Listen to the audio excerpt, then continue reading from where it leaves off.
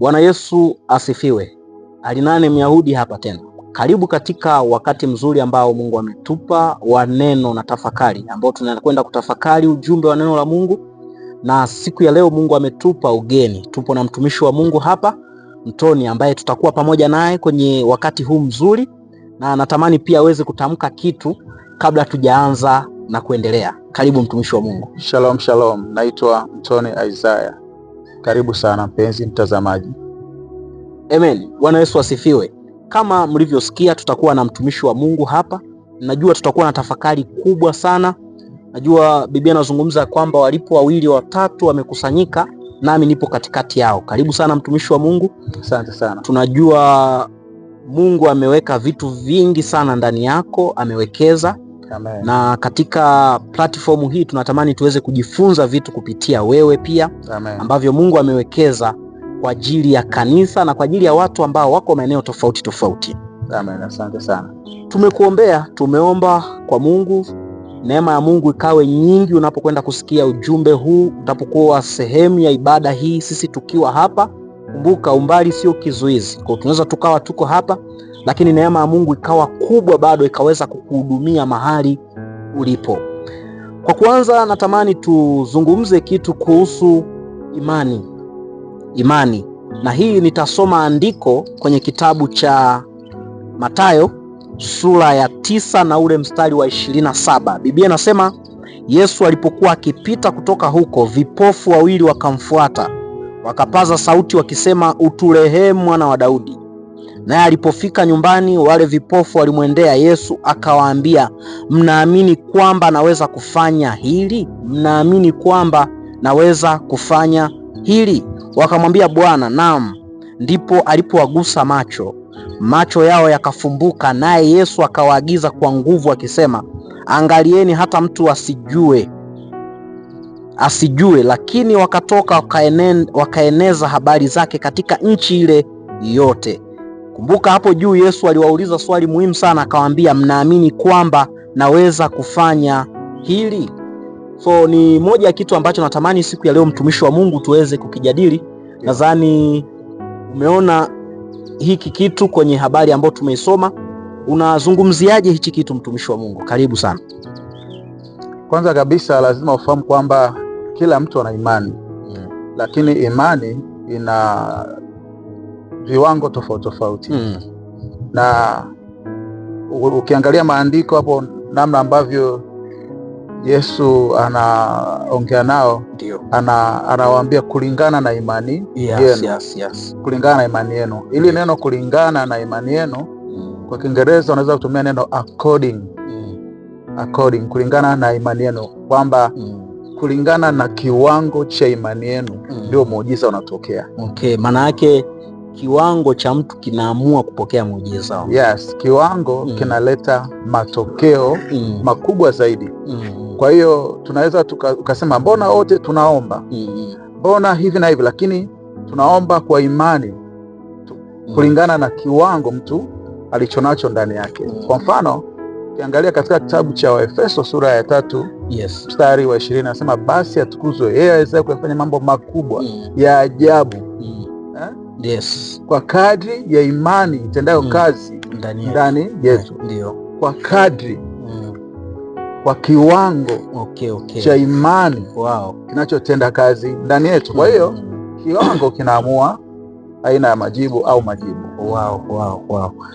Na jambo zuri ambalo nimeliona hapo, Yesu anawaambia kwa kadiri ya imani yenu mpate. Maana yake Yesu alikuwa muwazi kwamba kinachofanya mpate ni kiwango hicho cha imani. Kwa tafsiri nyingine alikuwa anajaribu kuambia kwamba kilichofanya mpate sio mimi tu, lakini ni imani yenu ninyi kwangu, kiwango mnachoniamini. Yes. Wow. Na ndo maana hapo nikisoma hapo mwanzoni anazungumza ya kwamba mnaamini kwamba naweza kufanya hili. Mnaamini kwamba, maana yake Yesu alikuwa anataka kwanza wana kiwango gani cha imani kwake, lakini pia anasema mnaamini kwamba naweza. Maana yake sio tu kwamba mnaamini, lakini imani yenu inaamini kwamba mimi ninaweza kufanya hili jambo.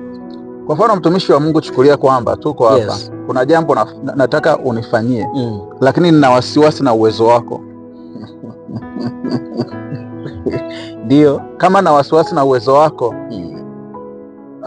ni ngumu sana kuona kama naweza akapata msaada kutoka kwako. Alright. Kwa lazima niwe na uhakika na uwezo wako. Wow. Alafu ndio nihitaji msaada kwako. Kama sina uhakika na msaada ambao unaweza kunipatia, ni bora nikatafuta namna nyingine. Okay, maana yake ni sawa na mtu ametoa gari inabidi hakikishe mafuta yale yana uwezo yakamfikisha mahali anakoenda. Yes. Okay, kwa hiyo Yesu akawaambia mnaamini kwamba anaweza. Maana yake kwanza Yesu alijaribu kuwatengenezea imani ya wao kumwamini yeye kwanza, kwamba naweza kufanya hili jambo. Sio tu kwamba mnaniamini, lakini pia mnaamini kwamba nina uwezo, nina ability, nina power ya mimi kuweza kufanya kwenu.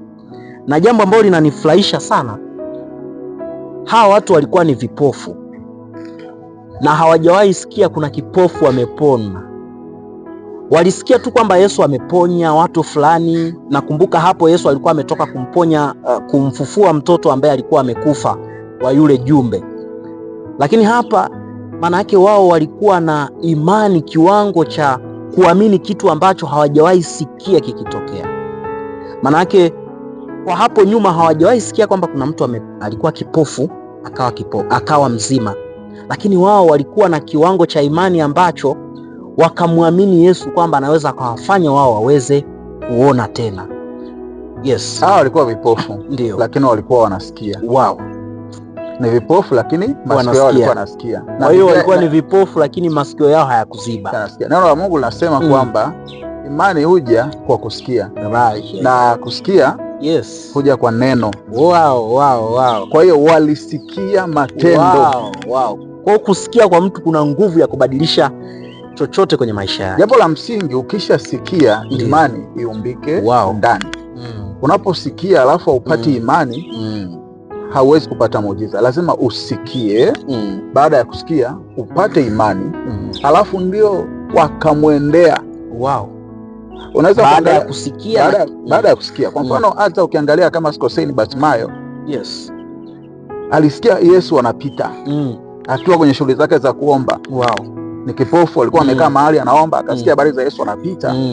Yesu wa Nazareti. Akaacha shughuli ya kuomba.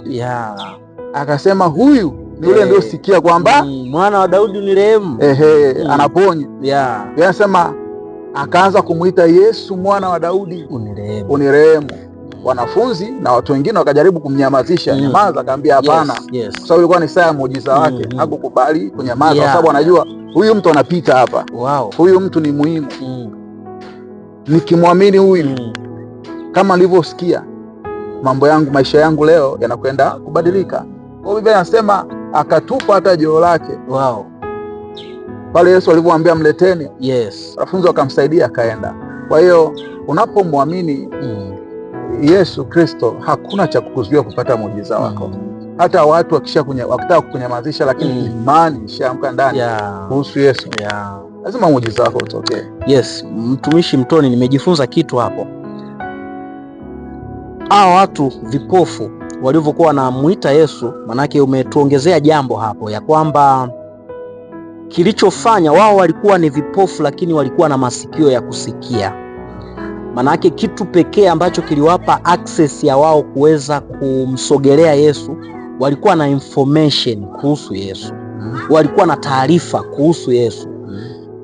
Manake kadiri unavyojaza taarifa ndani ndizo ambazo zinakusukuma kumsogelea Yesu. Na hawa watu wanasema wakapaza sauti. Manake hawakuomba ushauri kwa mtu kwamba mnaonaje tu muite Yesu. Wakapaza sauti zao. Manake hawakujali kwamba wanapiga kelele, hawakujali ya kwamba ni kero kwa watu, lakini imani ilishaumbika ndani. Manake imani ikiumbika ndani inakufanya usitulie.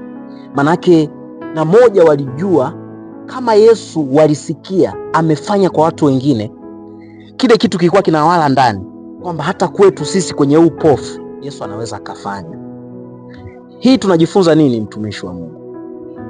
Unapokuwa na jambo lolote kwenye maisha yako ambalo unafikiri kwamba ni gumu, yes, jambo la msingi ni kumwamini Yesu. Unapomwamini Yesu, unapochukua hatua ya kumwamini au kuamua kumfuata Yesu ili akusaidie, wakati mwingine ni vizuri kutokusikiliza watu wanaongea nini. Yes. Kwa sababu unaweza ukamsikiliza mtu kumbe yeye hana imani hiyo, akakuzuia, yes, akawa kikwazo. Lakini hawa watu walimwamini. Mfano mzuri huyu Bartimayo naye niliyemzungumzia hapa, alimwamini. Na alipotaka kunyamazishwa hakukubali kunyamazishwa. Ndio. Alihakikisha anamfikia anayemwamini. Kwa hiyo naamini kwamba imani huja kwa kusikia na kusikia huja kwa neno. Kwa hiyo tunaweza kuendelea kuongeza imani zetu kwa kusoma neno la Mungu. Amen. Linatuonyesha matendo ambayo Mungu ametenda. Soma neno la Mungu inaonyesha matendo ambayo mitume walitenda. Yale matendo yanaongeza imani kwetu. Kwa nini wakati mwingine kanisani tunaruhusu kuwe kuna shuhuda za mambo ambayo Mungu amewatendea watu, ili watu wengine wasikie, wajengeke kwenye imani, alafu wapate msaada wa kimungu kutoka kwa Mungu mwenyewe. Unajua wakati mwingine ni kushindwa kumwamini Yesu Kristo kunaleta matokeo mengi mabaya sana, kwa sababu wakati mwingine watu, imani ni kuwa na uhakika. Ni kuwa na uhakika. Sawa? Yes. Kwa mambo yanayotarajiwa. Ni bayana ya mambo yasiyoonekana. Ndio. Kianza kuhusisha imani na vitu vya kushika na kugusa, hiyo sio imani. Sio imani tena. Na ndio maana watu na walazimu ili wapate vitu vya kushika. Unajua ndio maana mtu anatafuta irizi avae, aione hapa. Maana yake tupo kwenye dunia ambayo watu wanaamini tangible things. Vitu vya kushika, vitu vinavyoshikika. Kwa hiyo ile sio imani. Imani lazima uamini kwamba unaweza kuvuta msaada kwa imani. Kitu kisichoonekana ukitoe huko, ukilete kwenye mwili, kivae mwili. Ndo namna ilivyo. Wow. Umenikumbusha kitu kimoja kizuri sana hapo kwenye hayo maandiko tuliyoyasoma. Alright. Mathayo 9 na ule mstari wa 30 anasema, macho yao yakafumbuka, naye Yesu akawaagiza kwa nguvu akisema, angalieni hata mtu mmoja asijue. Lakini wakatoka wakaeneza habari zake. Maana yake hawa watu muujiza ulitendeka kwao. Kwa hicho kitu kikafanyika ushuhuda. Maana yake jumla ya vitu ambavyo Yesu anavifanya kwetu vinatupa nguvu ya kuvisema hivyo vitu. Ile inaitwa furaha ya uponyaji. Naam. Furaha ya uponyaji. Wow. Wewe umepona, unaweza kujizuia? Huwezi kujizuia. Ni kama walipoa mtihani. Hawajawahi kuona. Nafikiri Yesu mwenyewe alijua hao watasema. Kwa sababu jinsi ambavyo hawajawahi ona mazingira. Alafu anawaambia msiseme. Lakini pia kwa namna ya kawaida kabisa. Jamii inakufahamu kwamba wewe ni kipofu. Wewe ni kipofu uone. Siku nyingi. Leo umekutana na wewe na troti. Maana yake scenario tu ilijisema hata bila wenyewe kusema wakati mwingine. Kwa sababu walikuwa ni vipofu, lakini sasa sio vipofu. Ni kama nafikiri kama sio Yohana na Petro walikuwa wanaingia kwenye ule mlango unaitwa mlango wa uzuri. Mzuri. Jamaa akawa anategemea kupata kitu kutoka kwao. Akamwambia hatuna kitu. Tulicho nacho ndicho tukupacho. Yule jamaa alikuwa hajawahi kuingia mule hekaluni, alikuwa anakaa mlangoni. Wonderful. Lakini alivyoponywa walimuona amefika mule ndani naye anarukaruka kama ni pambio na yeye anapiga pambio. Kwa hiyo unaweza kuona namna ambavyo furaha ya uponyaji au ya wokovu ambavyo unaweza kushindwa kujizuia. Kwa hiyo kama kuna vitu vingi katika maisha yetu unaweza ukawa umekutana na changamoto nyingi sana, lakini nafika siku ya kufunguliwa, nafikiri hiyo siku hata usingizi usikuwezi kupata. Amen. Sababu hiyo furaha lazima ufurahi kwa kweli. Kwa hiyo hawa watu ndio waliambiwa hichi kitu, lakini kwa kweli kwa furaha waliokuwa nayo hawakuweza sana kuwazoea. Na wakati ambao uzuiliki kwa kweli.